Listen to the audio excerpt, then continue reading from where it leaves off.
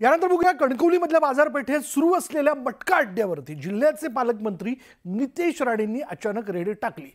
दिवसा ढवळ्या सुरू असलेल्या या मटका आणि जुगारावरनं संतप्त झालेल्या नितेश राणेंनी सिंधुदुर्ग जिल्ह्याचे पोलीस अधीक्षक यांना धारेवर धरलं।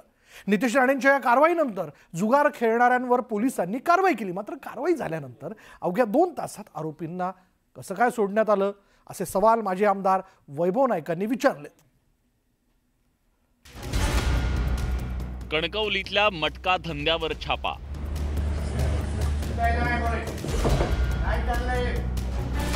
राणेंनी पकडून दिले, आरोपी 2 तासातच सुटले। राणेंच्या रेडवरून विरोधकांचे सवाल।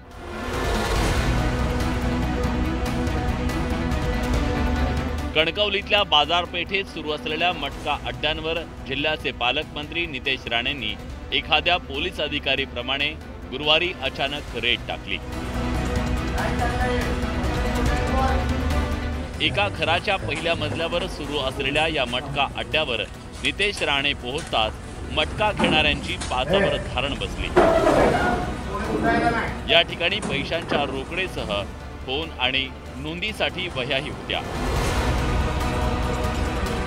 काय चाललंय? स्वतःच्या तोंडाने बोल। मस्ती चालली आहे? माहित आहे पालकमंत्री कोण आहे तुला? काय चाललंय? काय करताय ते लोक? काय करताय ते लोक? नितेश राणे यावेळी फार आक्रमक झालेले पाहायला मिळाले।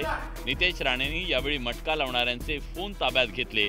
या छाप्यावेळी नितेश राणे आणि मटका घेणाऱ्यांचा संवाद समोर आला। काय लिहितो तू? काय लिहिताय तुम्ही? बोल ना, तोंडाने बोल ना, काय चाललंय सांग तरी। जुगार आकडे लिहितायत ना? कोणाच्या ऐकाने लिहिताय? कोणाच्या आशीर्वादाने लिहिताय? काय चाललंय? काय रे? काय शेवट? काय तू आलो नसतो तू शेवट केला असतास का रे? तुला वाटतं तुला मी शेवटीमध्ये ठेवणार नाही? तुमची आणि हे चालू काय चाललंय? दिवसाढवळ्या सुरू असलेल्या या मटका आणि जुगारा अड्ड्यावरून संतप्त झालेल्या नितेश राणेंनी सिंधुदुर्ग जिल्ह्याचे पोलीस अधीक्षक मोहन दहीकर यांना फोन करत धारेवर धरलं। मी तुम्हाला सांगत होतो या सगळ्या गोष्टी आम्हाला बंद करा, बंद करा, बंद करा, पण होत नाहीये। मला अगर एवढी सोपी टीप लावून अगर मी एका दिवसात इथं पोहोचू शकतो, तुम्ही लोकांच्या नाकाखाली चालू आहे। सगळी माहिती आता फडणवीस साहेबांना देणार मी। टेबल बघा केवढं मोठे लागले तिथे। हे बरोबर आहे, तुम्हाला तेव्हा पण बोललेलो, माझा विश्वास होता। मला माहिती मिळू शकते, मी धाड मारू शकतो। तुम्ही लोक कुठे गेलात? मग मटका आणि जुगार खेळणाऱ्यांवर कारवाईचे आदेश नितेश राणेंनी दिले। जिल्ह्यातल्या अवैध धंद्यांविरोधात कडक कारवाई केली जाईल असा इशारा नितेश राणेंनी दिला। माझ्या जिल्ह्याकडे कोणीही वाकड्या नजरेने बघायचं नाही। कोणाला काही कमवायचं असेल तर चांगल्या मार्गाने कमवा असं मी अधिकाऱ्यांना सांगेन।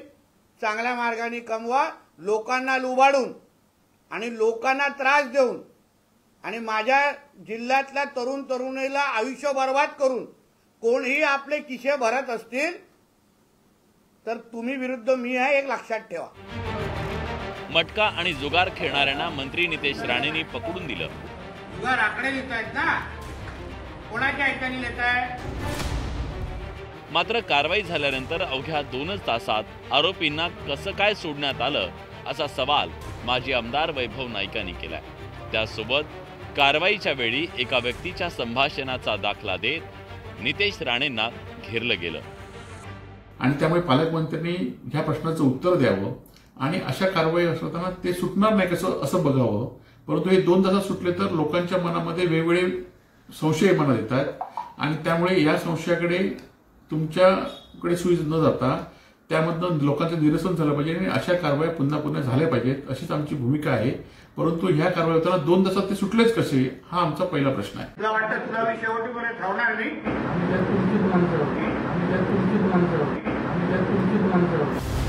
नितेश राणेंनी टाकलेल्या या छाप्यानंतर जिल्ह्यातल्या खारेपाटण ते बांद्यापर्यंत सर्वच छोट्या मोठ्या बुकींसह मटका लावणाऱ्यांचे चांगलेच धाबे दणाणले।